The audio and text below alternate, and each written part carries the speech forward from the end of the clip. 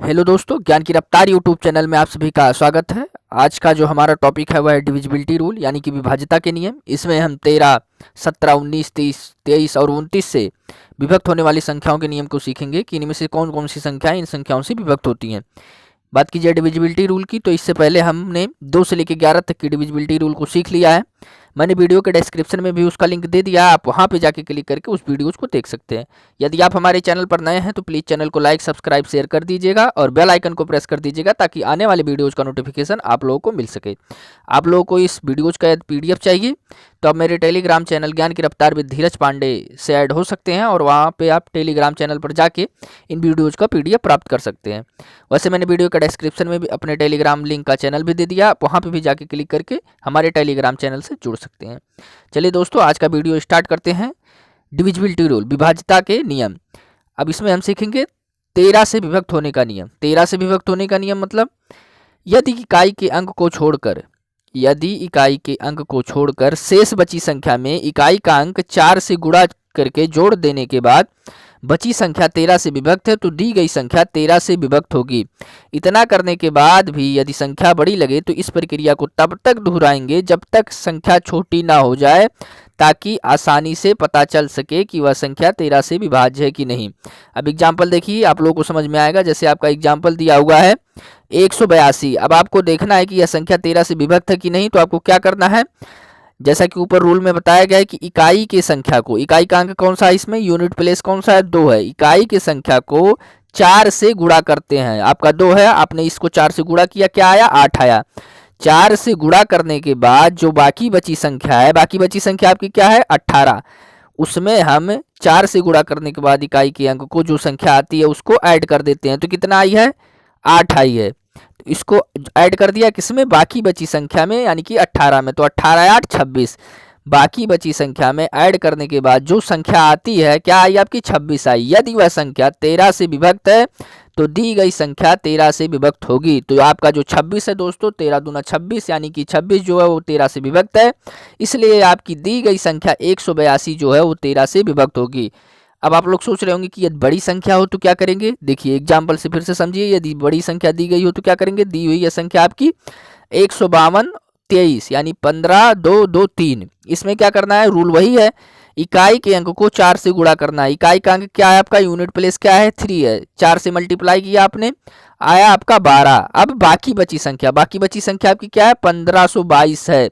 बाकी बची संख्या में इकाई के अंक को 4 से गुणा करने के बाद जो संख्या आती है उसमें ऐड कर देते हैं। तो 1522 में आपने 12 को ऐड किया, आपका आ गया 1534। अब आपको समझ में नहीं आ रहा है क्योंकि 1534 भी बड़ी संख्या है, आप तुरंत देख के नहीं बता सकते। तो आपको क्या करना है, फिर से वही रूल प्रोसेस में लाना है। फिर आप वही प्रक्रिया दोहराएंगे और तब तक दोहराएंगे जब तक कि आपको ना लग जाए कि यह संख्या छोटी है, अब मैं देख के बता सकता हूँ कि यह संख्या 13 से विभक्त है कि नहीं। तो आपका आ गया 4। अब आपको 4 का क्या करना है, फिर वही रूल लगा देना, वही प्रक्रिया दोहराते हुए चले जाना है। फिर इकाई के अंक का 4 से गुणा करना, यानी इकाई का अंक आपका 4 है, फिर आपका इसमें 4 से गुणा किया, आपका आया 16। बाकी बची संख्या आपकी कौन सी हो गई, 153। बाकी इसमें बची संख्या है उसमें आपने 16 को ऐड कर दिया, आपका आ गया 169। अब आप देख के बता सकते हैं कि यह संख्या 13 से विभक्त है। 13 3 169, अतः दी गई संख्या 15 2 2 3 13 से विभक्त होगी। अगला 1836 मैंने कहा कि इकाई के अंक को पकड़ते हैं, उसमें 4 से मल्टीप्लाई करते हैं।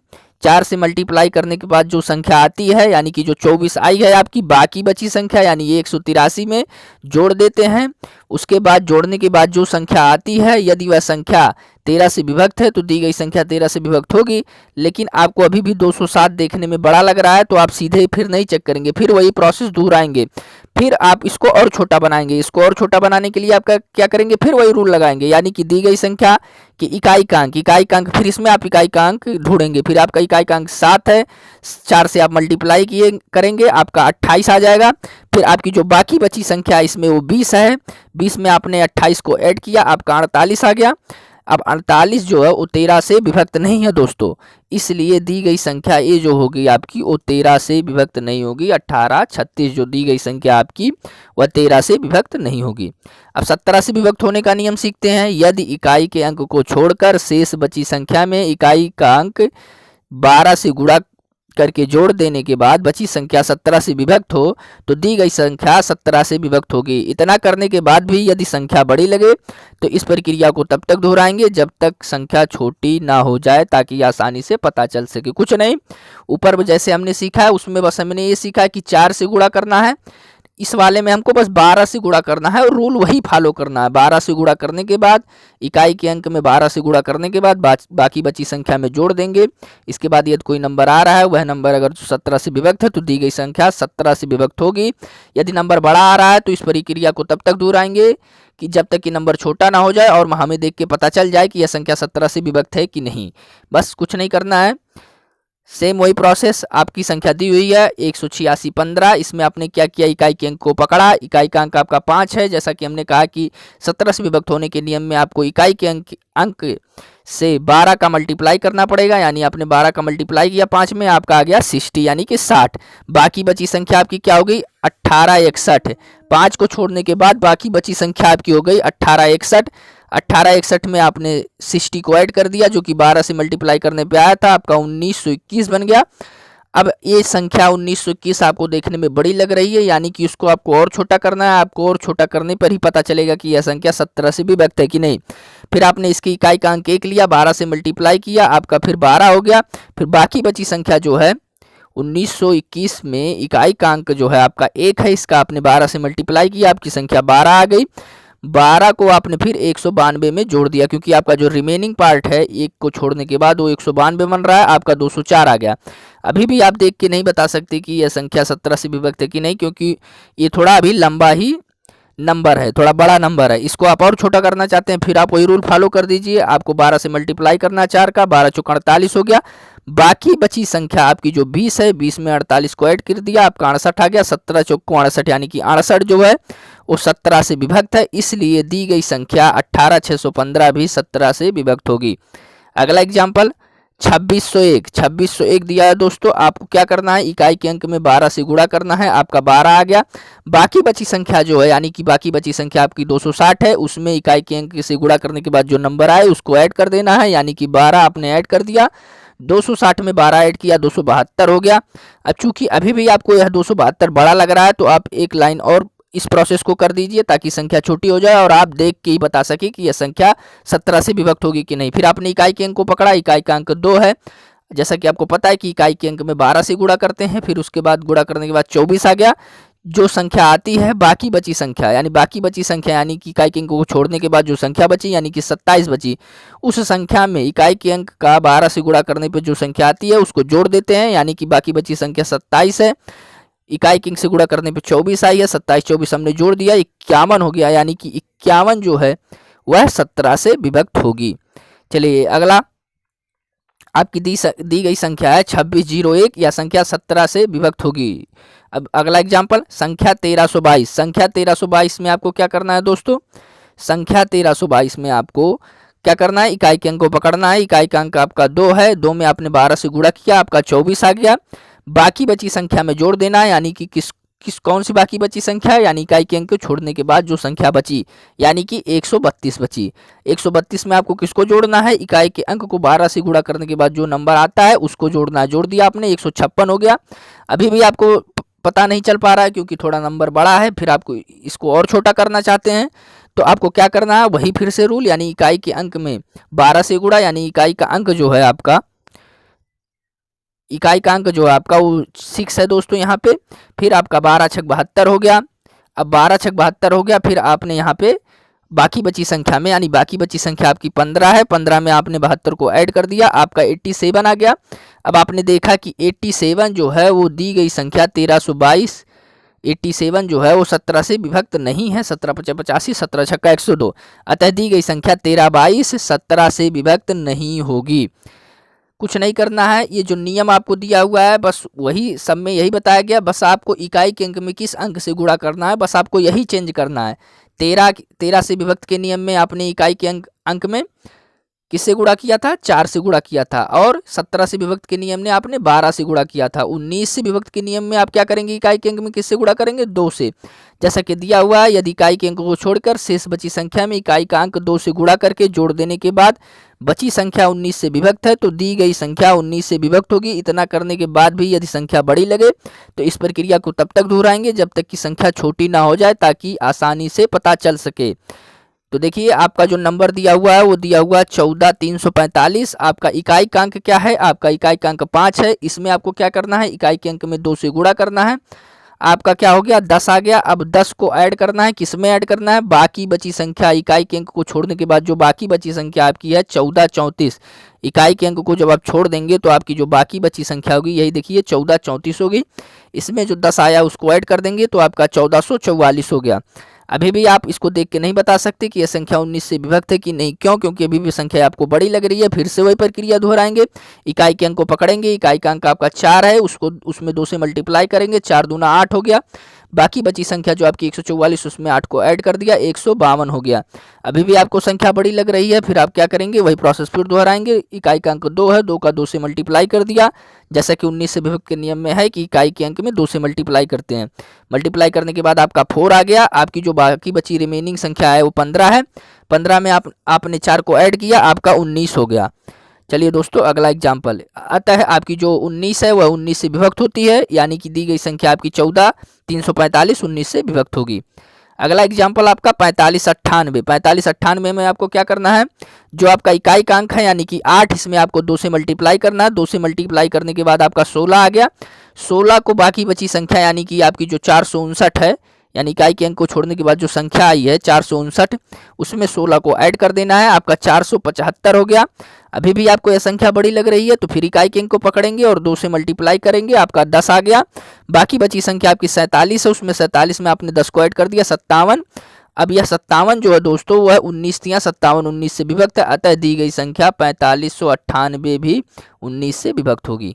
अगला एग्जाम्पल आपका दिया हुआ है संख्या 25 43 4। इसमें आपको क्या करना है? 4 का जो इकाई का अंक है आपका 4, उसमें 2 से मल्टीप्लाई कर देना है। आपका 8 आ गया। बाकी बची संख्या जो आपकी 25 43 है, उसमें आपने 8 को ऐड कर दिया। आपका 25 51 आ गया। लेकिन 25 51 भी अभी भी आपका ये जो है वो आपको संख्या बड़ी लग रही है, तो आप ये नहीं बता सकते कि यह संख्या 19 से विभक्त होगी कि नहीं। फिर आप वही प्रोसेस दोहराएंगे। इकाई के अंक को पकड़ेंगे। इकाई का अंक आपका इसमें कौन सा है? यूनिट प्लेस 1 है। 1 में आपको 2 से गुणा करना है। ये संख्या आपकी 2 आ गई। अब इस 2 को बाकी बची संख्या में ऐड कर देना है, यानी कि बाकी बची संख्या 2551 में से इकाई के अंक को छोड़ने के बाद आपकी जो बाकी बची संख्या थी वो 255 थी। 255 में आपने 2 को ऐड कर दिया, आपका 257 आ गया।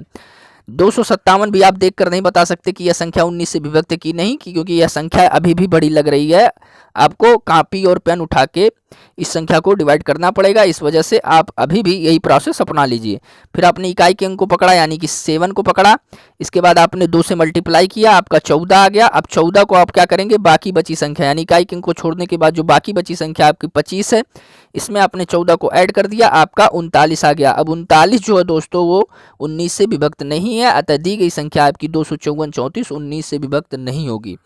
दोस्तों यह जो मेथड है वो बहुत ही आसान है। इसमें आप बिना पेन उठाए भी आप इसको सॉल्व कर सकते हैं। बस थोड़ी सी प्रैक्टिस की ज़रूरत है। आप लोग सोच रहे होंगे कि इतना करने से अच्छा है कि वैसे ही आप जो है डिवाइड कर दें, लेकिन दोस्तों वो सही नहीं है। उसमें आपको कॉपी और कलम उठाना पड़ेगा। लेकिन इस मेथड में यदि आप मेथड जानते हैं, आपको लंबा तो लग रहा है, लेकिन जब आप करेंगे, इस पर प्रैक्टिस करेंगे, तो दोस्तों यह मेथड आपको बहुत ही आसान लगेगा।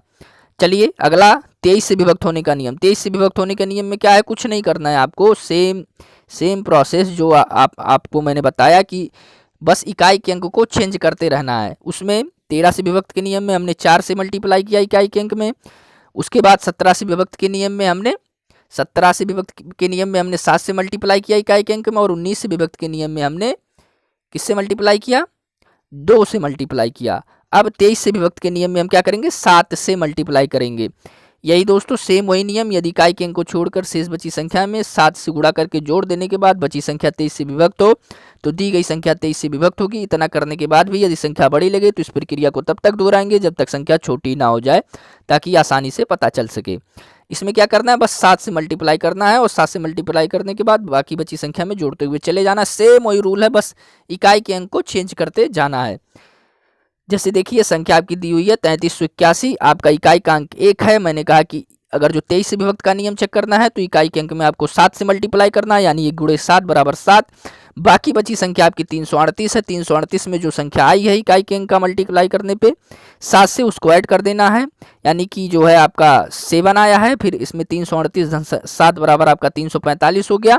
अभी भी संख्या आपको बड़ी लग रही है, यदि संख्या आपको बड़ी लगे तो वह प्रक्रिया तब तक दोहराएंगे कि जब तक कि संख्या छोटी ना हो जाए।